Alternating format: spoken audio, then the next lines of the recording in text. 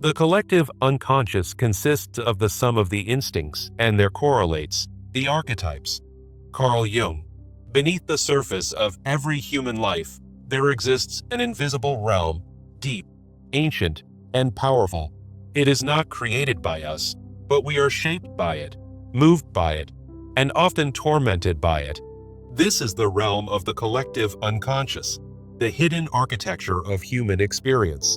In our modern world, we often believe we are fully conscious, fully in control, and fully rational. But reality tells a different story, one filled with unexpected emotions, inner conflict, and inexplicable fears. We are haunted by dreams we don't understand and sabotaged by patterns we didn't choose. Life throws us into loss, rejection, and confusion, and we wonder why we suffer so deeply. In that suffering, we lose ourselves, we forget who we are, and we begin to drift. We cling to roles, achievements, and approval, hoping they will anchor us, but the storm only grows louder. We try to explain away our anxiety with logic, but logic does not speak the language of the soul. We numb ourselves with distractions, but the ache always returns. Something ancient within us calls for attention, but we're too busy to listen.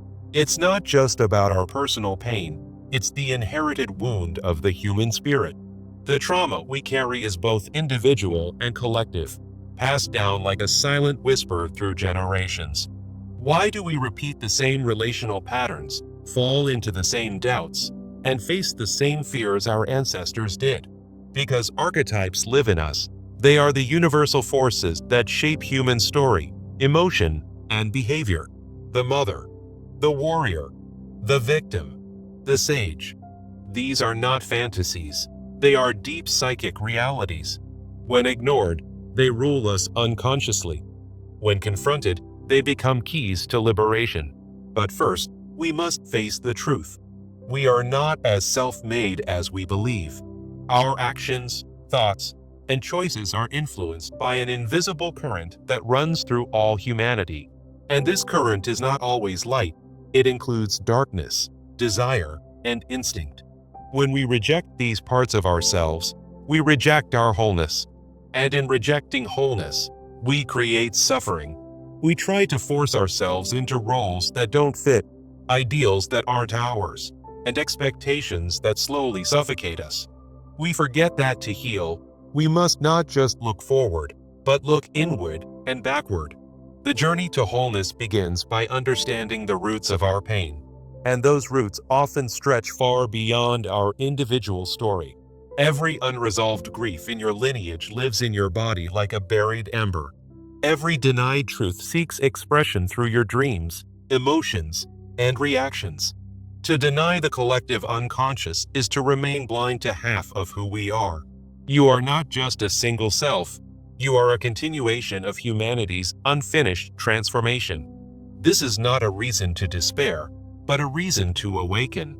Because the pain you carry is not a curse. It's an invitation to look deeper, to feel more honestly, and to live more courageously. Jung did not ask us to fear the unconscious. He asked us to explore it with moral effort and honest inquiry. The collective unconscious is not a monster, it is a map. A map to understanding the parts of yourself you thought were broken. A map to recovering the strength, wisdom, and wholeness buried beneath the surface. But before healing, there must be recognition. What you refuse to see will control you. What you fear to name will sabotage your peace. What you suppress will always return, in dreams, in illness, in relationships, in fate. There is no shortcut to freedom that avoids the journey inward. And this journey, as difficult as it is the most sacred one you will ever take. So if your life feels like it's falling apart, it may be that something deeper is asking to emerge. The unconscious doesn't destroy, it dismantles what no longer serves your truth. And if you allow it, that breakdown becomes a breakthrough.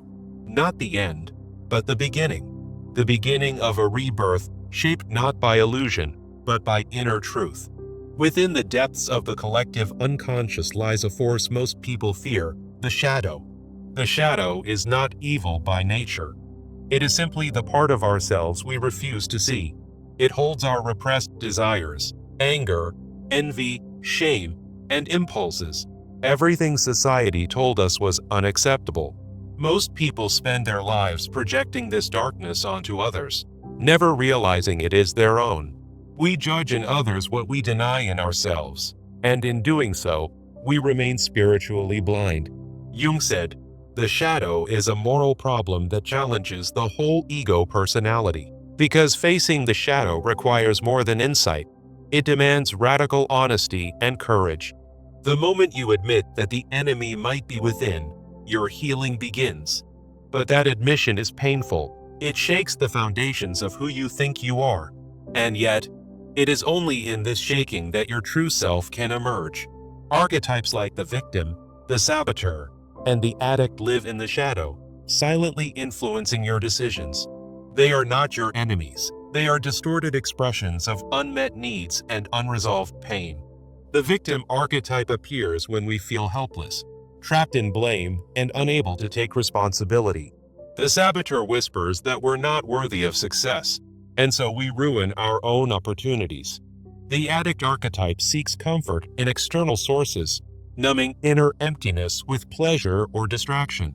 These patterns live not only in you, but in the collective stories of humanity. They are ancient, passed down through culture, family, and trauma. You may carry your grandmother's fears, your father's rage, or your culture's shame. To confront these archetypes is to break the cycle of unconscious repetition. Awareness does not destroy the shadow, it integrates it. You do not overcome darkness by fighting it. You transform it by embracing it with light. This is the moral challenge Jung spoke of, to own what we wish to disown. The ego resists this task. It wants to be seen as good, pure, and in control. But wholeness is not perfection. It is the integration of opposites. You are both the light and the dark, the saint and the sinner, the healer and the wounded. To deny one part is to weaken the whole. In recognizing your inner archetypes, you begin to rewrite your story. The moment you see the victim, you can choose responsibility. The moment you hear the saboteur, you can act with intention. The moment you feel the addict, you can choose to sit with discomfort rather than flee from it. This is not an overnight change. It is a daily, conscious practice. And some days will feel like failure. But failure is part of the path, not proof that you're broken, but proof that you are growing. When you fall, the shadow will tempt you to collapse into shame. But if you listen carefully, it's also an invitation to return to yourself with compassion. You are not your shadow, but you must befriend it to become whole. Transformation begins not when you become someone else, but when you accept all that you already are. To know your shadow is to reclaim lost power, lost voice, and lost truth. It is to say, "I am not afraid of myself anymore." And in that declaration, you liberate generations who have been silenced before you. The work you do within yourself echoes across the collective unconscious. Because when one person becomes whole, they become a mirror for others to do the same. This is not selfish work. It is sacred responsibility.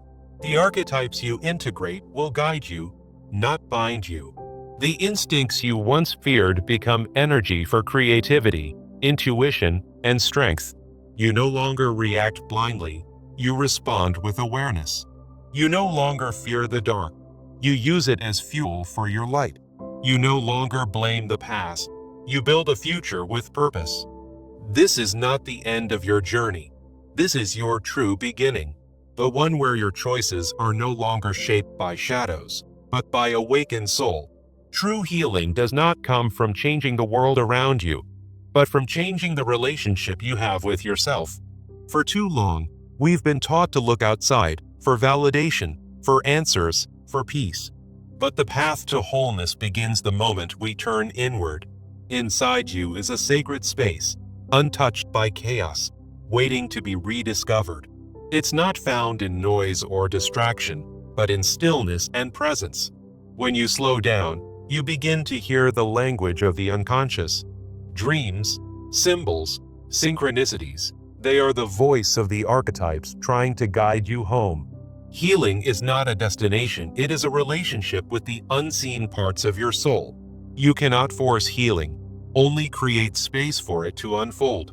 That space is created through honesty, compassion, and deep inner listening. Your pain is not an enemy to conquer. It is a messenger to welcome. When you stop resisting it, you learn what it came to teach you. Often, it teaches you to let go of the roles you play and the masks you wear. It teaches you to see yourself as you are, not as the world expects you to be. You were never meant to be perfect. You were meant to be whole. Wholeness includes the doubts, the tears, the rage, and the longing.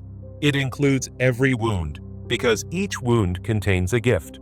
The moment you honor your inner wounds, they begin to transform. Pain turns into wisdom. Grief becomes depth. Fear gives birth to courage. And the more you connect with yourself, the more you awaken your inner archetypes in their true form. The warrior becomes a protector, not a destroyer. The lover becomes a source of intimacy, not attachment. The magician becomes a visionary, not a manipulator. The inner child returns, not to relive trauma, but to remind you how to feel joy again. Every archetype, once integrated, restores a part of your power. You stop living reactively and start responding with intention. Your triggers become portals to self-knowledge. Your emotions become sacred guides instead of enemies. Instead of running from the darkness, you learn to dance with it. You find peace not by avoiding conflict, but by embracing the paradoxes of your humanity. You are both wounded and wise, both fragile and fierce. The journey of healing is not linear, it spirals through layers. Some days you'll feel enlightened. Other days you'll feel broken. Both are necessary. Both are sacred. Because healing is remembering, not just who you were, but who you've always been beneath the noise. Beneath the shame, there is innocence. Beneath the guilt, there is longing for integrity. Beneath the fear, there is a heart that still believes in love. This is the heart the archetypes long to awaken. They do not want you to worship them. They want you to become them. The wise self, the compassionate self, the powerful self. These are not fantasies. They are parts of you, waiting to be remembered. You are the temple that holds all these forces. You are the bridge between the conscious and the unconscious, the seen and unseen. And when you walk that bridge with awareness, you become whole.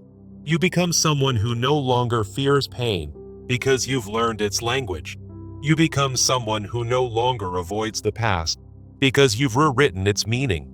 You become someone who no longer hides because you've embraced your truth. And in doing so, you become a light, not by avoiding darkness, but by shining through it. This is the essence of healing, not escaping yourself, but fully inhabiting who you are. Beneath the conditioning, beyond the masks, there is a self that has always known the way.